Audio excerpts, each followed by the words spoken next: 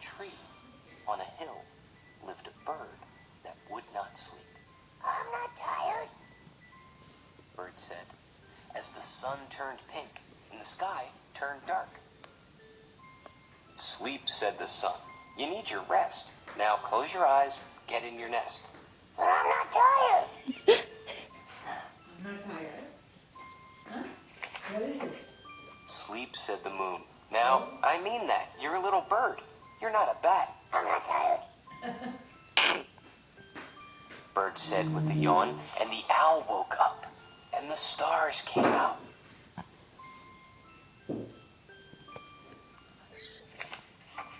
"Sleep," said the stars. "We saw you yawn. Now lay your beak down.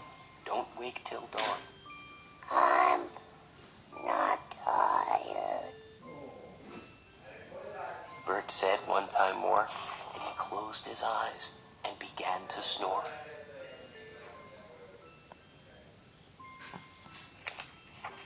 And he snored, and he snored, and he snored.